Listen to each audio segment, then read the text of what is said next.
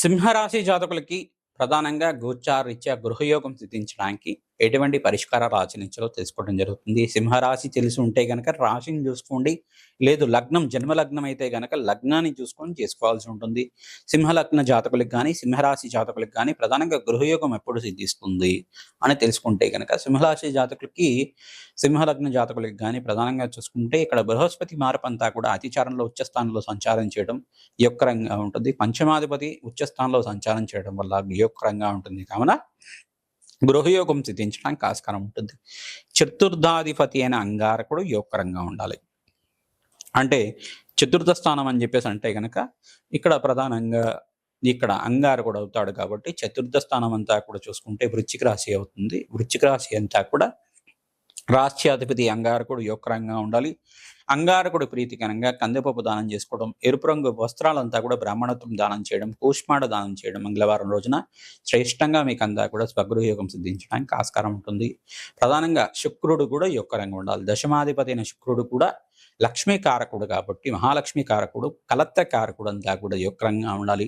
శుక్రుడికి ప్రీతికరంగా బొబ్బర్లంతా కూడా నానబెట్టి గోమాతకు సమర్పిస్తుంటే కనుక శీఘ్రంగా స్వగృహయోగ లాభాలంతా కూడా సిద్ధించడానికి భోగభాగ్యమైన జీవితం మీకంతా కూడా రాజ్య సంపదలు రాజయోగ కారకుడైన శుక్రుడంతా కూడా రాజయోగ కారకుడు అవుతాడు.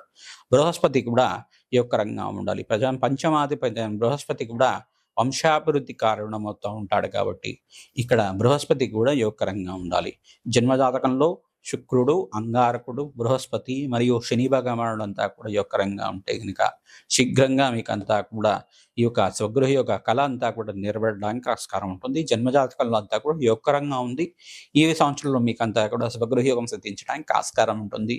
దాని వంతుగా మీరంతా కూడా జన్మజాతకాన్ని అంతా కూడా జ్యోతిష పండితులతో మీరంతా కూడా విశ్లేషణ చేసుకుని పరిష్కారం చేసుకుంటే గనక రాజశ్యామల యజ్ఞాధికర్తలు మరియు మణిదీపేశ్వరి యొక్క మూలమంత్రంతో జప హోమాది కార్యక్రమాలు ప్రధానంగా ఈ యొక్క దేవి భాగవతం పారాయణము మరియు ఈ యొక్క విశేషమైన హోమాలంతా కూడా ఆచరించుకోవడం, లక్ష్మీ కుబేర శాంతి హోమాది కార్యక్రమాలు మూలమంత్ర సహితంగా శ్రీసూక్త పారాయణంతో శ్రీసూక్త హోమాల కార్యక్రమాలు చేసుకోవడం, చండీ హోమాది కార్యక్రమాలు, ప్రత్యంగరాదేవి హోమాది కార్యక్రమాలు, బగ్లాముఖి శాంతి హోమాది కార్యక్రమాలు ఆచరించుకోవడం వల్ల ఎటువంటి ఆర్థికమైన సమస్యలు ఉన్నా కానీ తీరి మీకు స్వగృహయోగం సిద్ధించడానికి అధికంగా మీకు అంతా లాభాలు గణించడానికి అష్టైశ్వర్య ప్రాప్తి కలగడానికి ఆస్కారం ఉంటుంది. ప్రతినిత్యం కూడా ఓం హ్రీం మణిదీపేశ్వరియే నమః నామాన్ని ప్రతినిత్యం కూడా జపాన్ని ఆచరించుకోవాలి.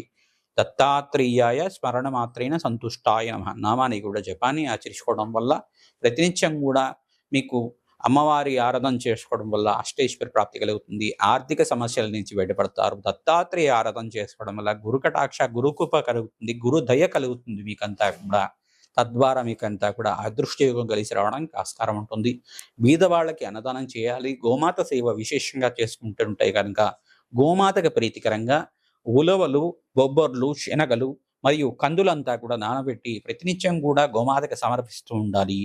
తద్వారా మీరంతా కూడా గోమాత సేవ తరచుగా చేసుకోవడం, గోమాతకంతా కూడా పుష్టభాగం దగ్గర పసుపు కుంకుమ గంధంతో అలంకరణ చేసి ఆ పుష్టభాగం దగ్గర తరచుగా నమస్కారం చేసుకోవడం వల్ల జన్మ జన్మాంతరమైన మహాపాతకాలంతా కూడా తీరి అదృష్టయోగం కలిసి వస్తుంది. అనంత కోటి రెట్లు కోటి యజ్ఞాది ఫలితం కలుగుతుంది. అదృష్టయోగం కలిసి వస్తుంది. మీరు ప్రధానంగా లక్ష్మీ కుబేర శాంతి హోమాది కార్యక్రమాలు ఆచరించాలి. కాలభైరవ శాంతి హోమాది కార్యక్రమాలు ఆచరించుకోవాలి. తద్వారా విశేషమైన పుణ్యయోగం సిద్ధించడానికి ఆస్కారం ఉంటుంది. స్కందోత్పత్తి అనే చరిత్ర సుబ్రహ్మణ్య స్వామి వారి చరిత్ర అంతా కూడా పారాయణం చేసుకోవాలి. విశేషంగా ఓం శరవణ భవాయ నమః, ఓం శరవణ భవాయ నమః, ఓం శరవణ భవాయ నమః నామాన్ని జపాన్ని ఆచరించుకోవడం వల్ల అదృష్టయోగం కలిసి వస్తుంది. అఖండమే లాభాలు గణించడానికి ఆస్కారం ఉంటుంది. మీరంతా కూడా అమ్మవారి దయ వల్ల విశేషంగా స్వగృహయోగం లభించి ఆనందంగా జీవించాలని చెప్పి ఆశీర్వాదం చేస్తున్నాం. ప్రతినిత్యం కూడా మీ జన్మజాతకమే ప్రధానమైన జాతకంగా ఉంటుంది. జన్మజాతకాన్ని అంతా కూడా మాకు ఈ యొక్క ఫోన్ నంబర్కి వాట్సాప్ అంతా కూడా చేస్తే కనుక మీకు అపాయింట్మెంట్ ఇవ్వడం జరుగుతుంది. జన్మజాతకాన్ని అంతా కూడా విశ్లేషణ చేసి మీకు పరిష్కారం చెప్పడం జరుగుతుంది. ఆర్థిక సమస్యలు కానీ, రుణ బాధలు కానీ, భూసంబంధమైన సమస్యలు కానీ మరియు ఎటువంటి కష్టాలు కానీ అంటే కోర్టు కేసెస్లో ఏమైనా ఇరుక్కుపోవడం కానీ ఎటువంటి కష్టాలు కానీ ఉంటే కనుక ఎటువంటి సమస్యలకంతా కూడా పరిష్కారం చెప్పడం జరుగుతుంది. జాతకం చేసి విశ్లేషణ చేయడం జరుగుతుంది. తద్వారా మీకంతా కూడా జప హోమాది కార్యక్రమాలు, తంత్రము, మంత్రము, యంత్రంతో అంతా కూడా మీకు పరిష్కారం చెప్పడం జరుగుతుంది. తద్వారా మీకంతా కూడా అదృష్ట యోగం సిద్ధించడానికి ఆస్కారం ఉంటుంది.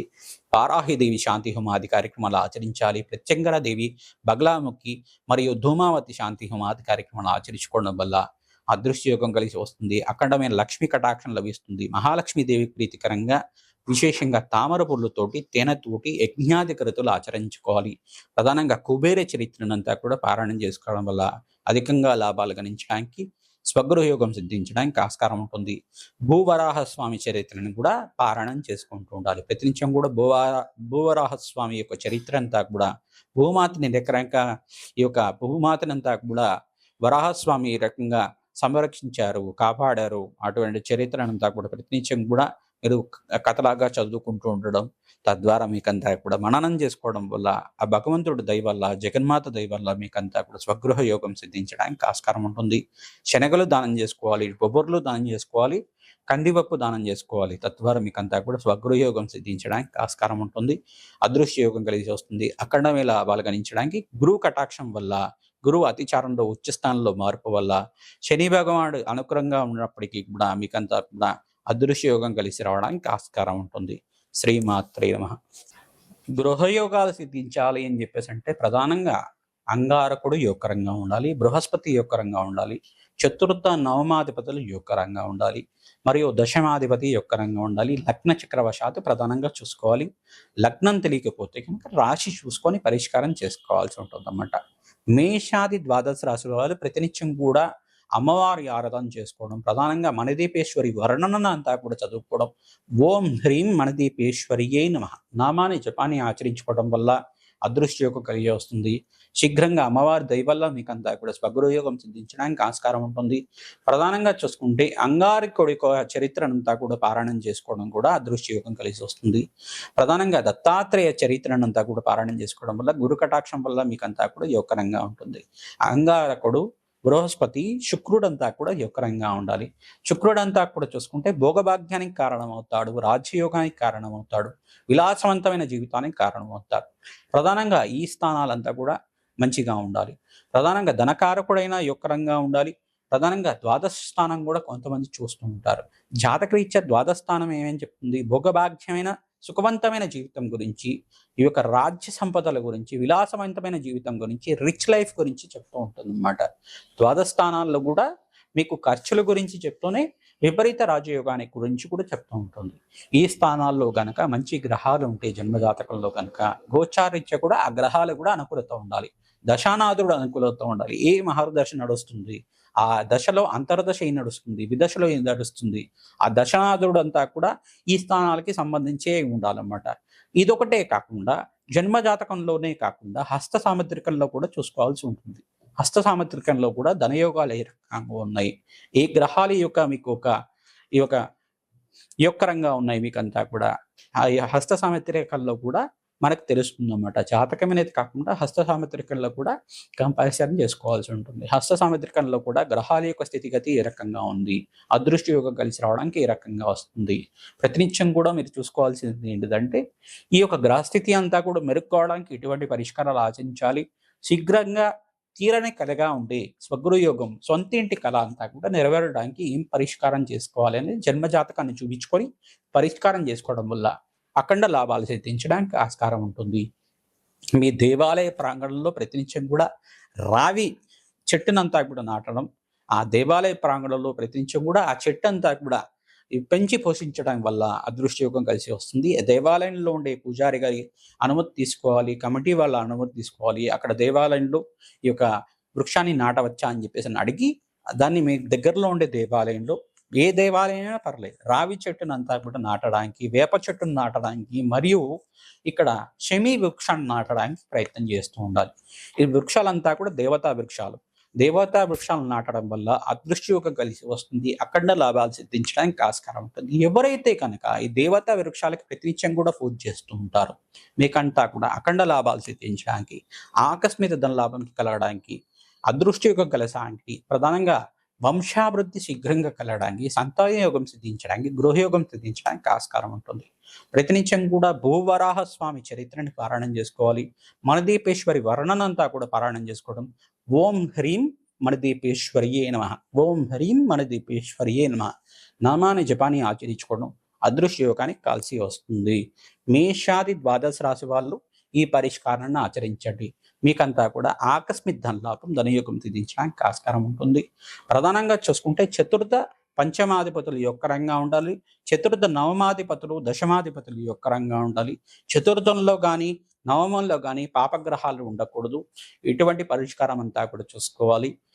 మీ యొక్క జన్మజాతకాన్ని అంతా కూడా జ్యోతిష పండితులతోటి విశ్లేషణ చేసుకొని తగు పరిష్కారం చేసుకోవడం వల్ల జప హోమాది కార్యక్రమాలు, దాన హోమాది కార్యక్రమాలు, తంత్రము, మంత్రము, యంత్రంతో మీకు అంతా కూడా పరిష్కారం చూపించడం జరుగుతుంది. అదృష్టయోగం కలిసి వస్తుంది.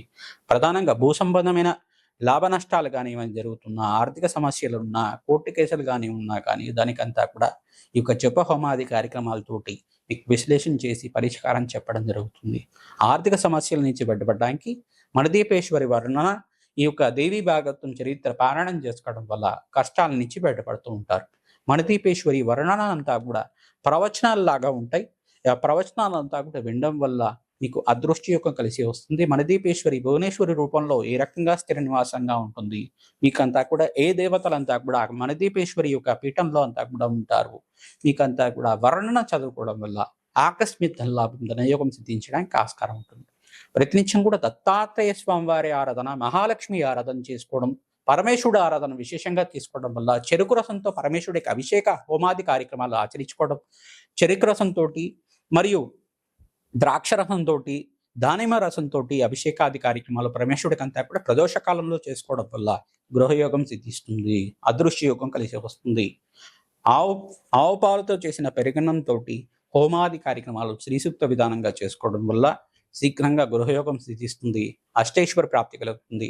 ప్రతినిత్యం కూడా మంగళవారం, గురువారం, శుక్రవారం రోజున మహాలక్ష్మీదేవి ఆరాధన చేయడం, ఖడ్గమాల స్తోత్ర పఠనం చేసుకోవడం మరియు ఆవు పాలు చేసిన బెల్లం పరవాణాన్ని నివేదన చేయడం వల్ల గృహయోగం సిద్ధిస్తుంది. అదృష్టమైన గురు కటాక్షం లభిస్తుంది. మీకంతా కూడా మహాలక్ష్మి అనుగ్రహం వల్ల స్థిరలక్ష్మి స్థిర నివాసంగా ఉంటుంది. మహాలక్ష్మి స్థిర నివాసంగా ఉండడానికి పరిష్కారం అంతా కూడా యొక్కరంగా ఉంటుంది. తామర పూలతోటి, మల్లె పూలతోటి, తులసి మాలతోటి ఈ యొక్క మహాలక్ష్మి ఆరాధన అంతా కూడా విశేషంగా చేసుకుంటూ ఉండాలి. అఖండమైన లక్ష్మీ కటాక్షం లభిస్తూ ఉంటుంది. శ్రీమాత్రేమ.